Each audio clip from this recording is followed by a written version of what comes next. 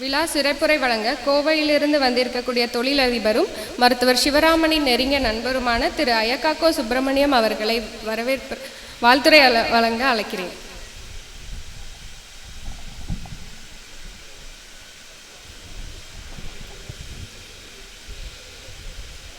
மேடையில் அமர்ந்திருக்கும் பெரியவர்களுக்கும் வந்திருக்கும் உங்கள் அனைவருக்கும் வணக்கம். ரொம்ப மகிழ்ச்சியாக இருக்கிறது. தொழிலதிபர் அரசியல்வாதி, எழுத்தாளர் அரசியல்வாதி, எழுத்தாளர் மருத்துவர் என்று அனைவருமே தமிழோடு இணைந்து தமிழகத்தின் தென்கோடியில் இருக்கக்கூடிய மிகப்பெரிய ஆளுமைகள் வந்திருப்பது மனதிற்கு மகிழ்ச்சி அளிக்கிறது. நான் ஒரு மில் தொழிலாளியின் மகன். அநேகமே இங்கே இருக்கிறவங்களில் அதிக வயசானவன் நானாக தான் இருக்கேன், 78 வயசு. அதனால் தைரியமாக சில விஷயங்களை சொல்லலாம். நான் படித்து கொண்டிருந்த காலகட்டங்களில் கோவை ஒரு பஞ்சாலை தொழிலில் முன்னணி வகித்தது. ஃபவுண்டரி ஆரம்பித்து அது வளர்ந்து கொண்டிருந்தது. அப்பொழுது திருப்பூர் எல்லாம் காய்ந்து கிடந்தது, பல்லடம், திருப்பூர் போன்ற இடங்களெல்லாம். ஓரளவு வளர வளர கோவை ஒரு தொழில் நகரமாக உருவெடுத்தது. நான் 1987 என்னுடைய தொழிலை ஆரம்பித்த போது கிட்டத்தட்ட 13 வங்கிகளுக்கு ஏறி இறங்கி இருக்கிறேன். ஒரு 3 லட்சம் ரூபாய் கடன் பெறுவதற்காக 13 வங்கிகள். அதே சமயத்தில் தொழிலை நடத்துவதற்குண்டான சில அரசு ஆணைகளை பெறுவதற்காக, அனுமதி பெறுவதற்காக கிட்டத்தட்ட 6 மாதங்கள் அலைந்திருக்கிறோம். லஞ்சம் கொடுக்கறதெல்லாம் இப்போ தப்பாக நினைக்கிறது இல்லை, அவங்க நமக்கு உதவி பண்ணுறாங்க, அப்படித்தான் இருந்தது. இன்று லஞ்சம் கோடிகளில் வந்து விட்டது, அன்று ஆயிரங்களில் இருந்தது. அதையும் கொடுத்து அந்த தொழிலை ஆரம்பித்த பின்னர் தான் தெரிந்தது, வாய்ப்பு இருந்தால் தமிழகம் உலகத்துக்கே வழிகாட்டியாக இருக்கக்கூடிய அளவுக்கு இங்கு திறமை கொட்டி கிடக்கிறது. அப்புறம் 1995 ஒரு சுவிஸ் நிறுவனத்தோடு கூட்டு தொழில் செய்ய போன போது மிகவும் அந்த ஊரையும் நாட்டையும் அந்த மண்ணையும் மக்களையும் பார்த்து கொஞ்சம் வியந்து போய் வாயை பிளந்து நின்றோம். ஒரு 10 ஆண்டுகள் கழித்த பிறகு தெரிகிறது, பாருக்குள்ளே நல்ல நாடு பாரத நாடு, இதற்கு இணையானது எதுவும் இல்லை என்று. அதற்கு காரணம் என்னவென்றால், இங்கிருக்கக்கூடிய மனிதர்களின் இரத்தத்தில் அறம் என்பது ஓடிக்கொண்டிருக்கிறது. Ethical business. எதை வேண்டுமானாலும் இழக்க தயாராக இருப்பார்கள். கோடிகள் கொட்டி கொடுத்தாலும் பெரும்பான்மையானவர்கள், ஒரு சிறுபான்மை எப்படியோ இருக்கட்டும், பெரும்பான்மையானவர்கள் அறத்திற்காக வாழ்ந்து கொண்டிருக்கிறார்கள். ஐயா சிவராமன் அவர்கள் தன்னுடைய நிறுவனத்தை பற்றி எழுதி இந்த தொழிலகத்தை சொல்லும்போது, அறம் சார்ந்த தொழில் செய்ய வேண்டும் என்பதற்காக இதை ஆரம்பித்திருக்கிறோம் என்பது மகிழ்ச்சியாக இருக்கிறது. ஒரு மருத்துவர் தொழிலதிபராக உருவாகிறார் என்றால், நான் கார்ப்பரேட் மருத்துவங்களை சொல்லவில்லை, அது வேறு விளையாட்டு. தொழில் செய்வது என்பது சாதாரணம் அல்ல.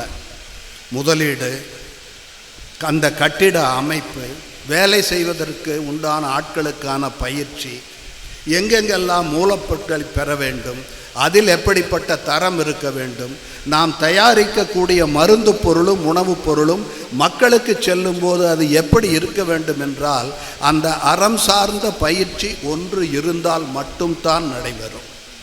இங்கே இருப்பவர்களெல்லாம் தொழிலதிபர்கள், நிறைய விஷயம் தெரிந்தவர்கள்.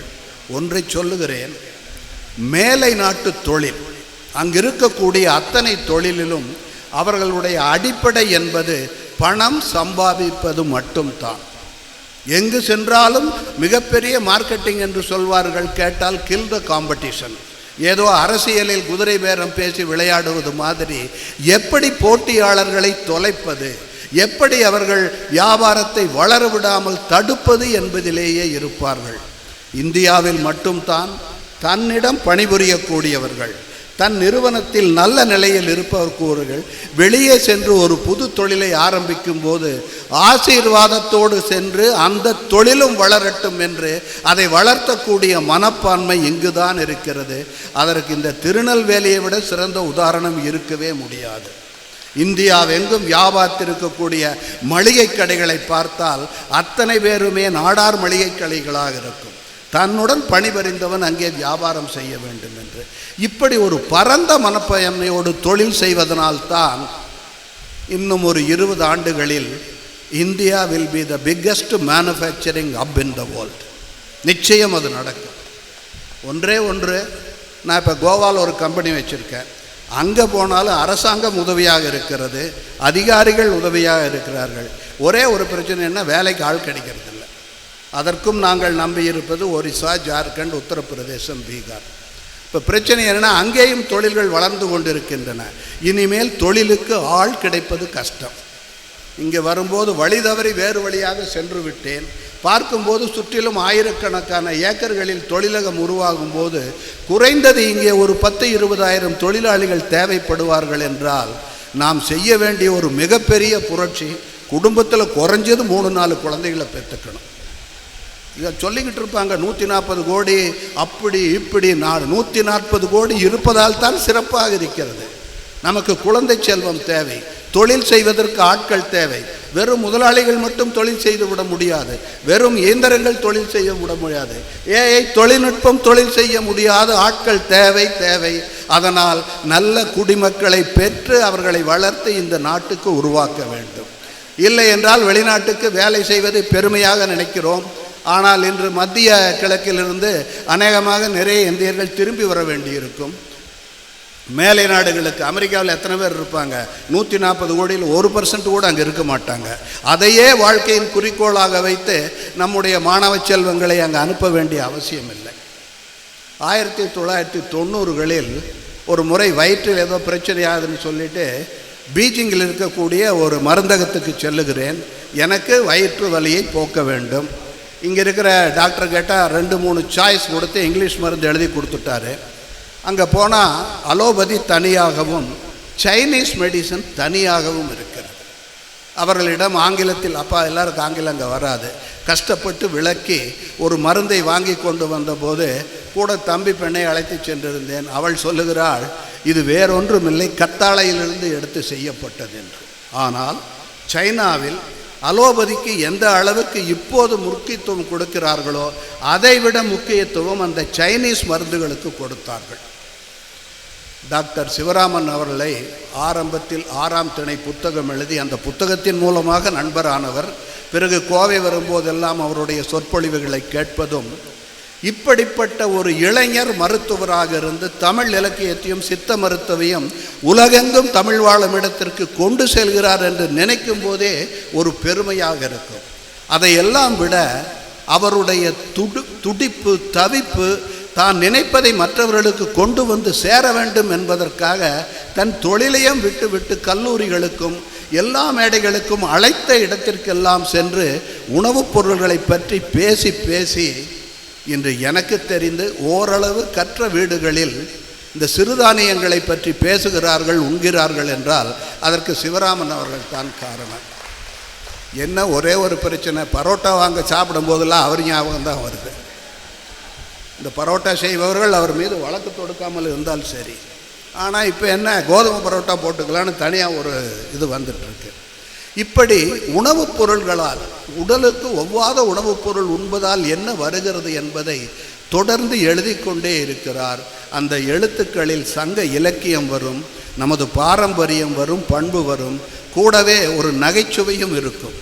அப்படிப்பட்ட ஒரு இளைஞர் தன்னுடைய தொழிலை நிலைநிறுத்த வேண்டும் என்பதோடு மட்டுமல்லாமல் சொல்வதை செய்வதற்கு ஒரு தொழிற்சாலையை ஆரம்பித்து இதை பரப்ப வேண்டும் என்பது மிகவும் அரிதான செயல். வெறும் பொருளாதாரத்தை மட்டும் நினைக்காமல் மக்களின் நன்மைக்காக தனக்கு தெரிந்த அந்த திறமையை வெளியே கொண்டு வந்து அனைவரும் பயன்பெற வேண்டும் என்பதற்காக அவர் எடுத்திருக்கின்ற இந்த முயற்சிக்கு நாம் வாழ்த்துவோம், வரவேற்போம். குஜராத்தில் ஒரு பழமொழி உண்டு, ஒரு கல்யாணம் சக்ஸஸ் ஆகணுனாலோ ஒரு தொழில் சக்ஸஸ் ஆகணுனாலோ 1000 நாட்கள் தேவை என்று சொல்வார்கள். இப்போ கல்யாணம் ஃபெயிலர் ஆகிறதுக்கு ஒரு நாள் கூட தேவையில்லை, பத்திரிக்கை அடிக்கிற நேரத்திலேயே ஃபெயில் ஆயிரும். அது சக்ஸஸ் ஆக 1000 நாட்கள் கடந்து வந்தால் அவர்களுக்கு இமயமலை அளவுக்கு மாலை போட்டு பாராட்டுற அளவுக்கு வந்து விட்டது. தொழில் என்பது 1000 நாட்கள் என்று சொல்வது அந்த ஆரம்ப கட்டத்தை கடந்து ஓரளவு சரியாக செய்து முதல் லட்சங்களை பார்ப்பது. முதல் லட்சத்தை அறம் சார்ந்த தொழிலில் பார்த்து விட்டால் கோடிகளை பார்ப்பது மிகவும் எளிது. முதல் கோடியை தடவி விட்டால் 100 பார்க்கலாம், 1000 பார்க்கலாம். ஆனால் அதுவல்ல ஒரு தொழிலதிபர்களின் திறமை வெளிவருவது. நானெல்லாம் முதல் தலைமுறை தொழிலதிபர். பணத்தை விடவும் என்னுடைய பொருளை வாங்கக்கூடிய அந்த வாடிக்கையாளர் என்ன சொல்கிறார் என்பதுதான் முக்கியம். எங்காவது செல்லும்போது, ஐயா உங்கள் டேப்பு போட்டிருக்கோம், உங்கள் பெல்ட்டு போட்டிருக்கோம், நல்லா ஓடிட்டுருக்கு என்று சொல்லும்போது கோடிகள் கொடுத்தாலும் கிடைக்காத மகிழ்ச்சி அப்போது கிடைக்கும். அதே போல் மருத்துவர் அவர்களை பார்த்து, நீங்கள் சொன்ன இந்த மருந்தை உபயோகித்தேன், நன்றாக இருக்கிறது, இதை மற்றவர்களுக்கு சொல்லி இருக்கிறேன் என்று. அதே போல் இவர் உற்பத்தியாக்கும் பொருட்கள் விற்பனை விரிவடையும் போது உண்மையிலேயே வாடிக்கையாளர்களுக்கு மிகப்பெரிய மகிழ்ச்சி வரும்.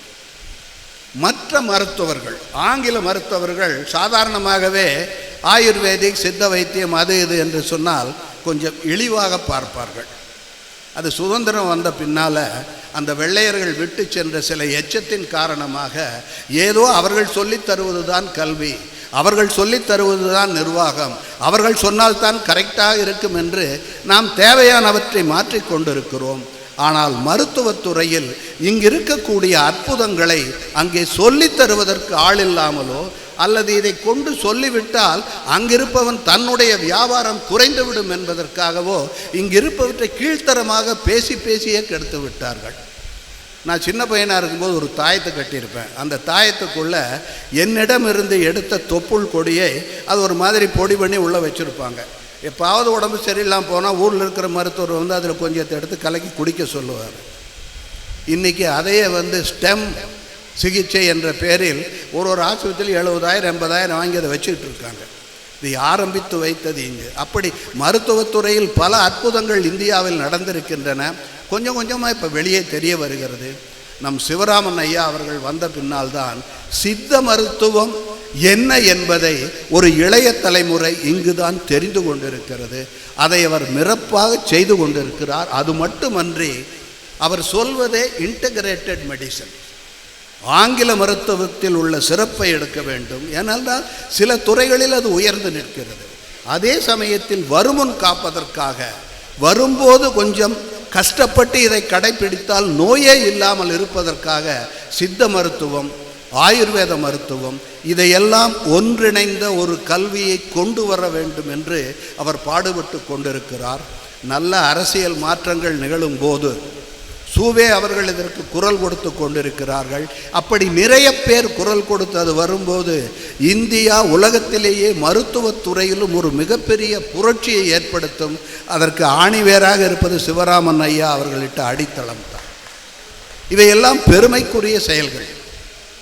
இதை நாம் பார்க்கும்போது நமது இளைய தலைமுறை, இந்த ஜென் ஜி என்று சொல்லிக் கொள்ளுகிறார்கள், அதில் ஒரு ஜியை விட்டுருவோம்.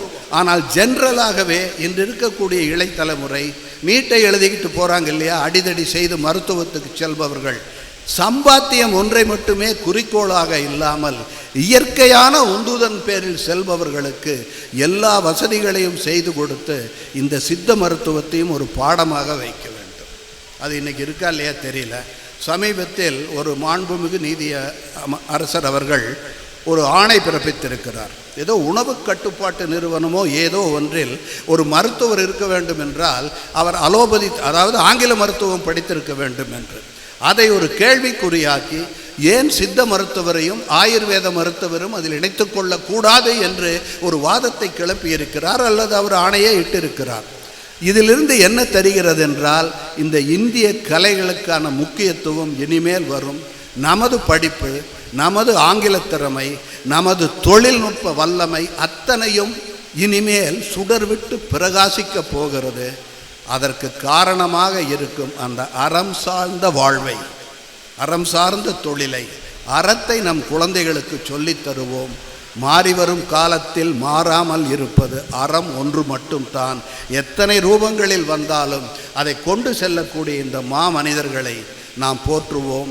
மருத்துவரும் அவர் துணைவியாரும் செய்யக்கூடிய இந்த பணி இடையராது செய்கிறது. மருத்துவர் அவர்களே, 1000வது நாள் அன்று மீண்டும் ஒரு சந்திப்பை ஏற்படுத்துங்கள். நாங்கள் உங்கள் வெற்றியை பாராட்டுவோம். இது வளர்ந்திருக்கக்கூடிய விதத்தை மற்றவர்களுக்கு எடுத்து சொல்லுவோம். நன்றி, வணக்கம்.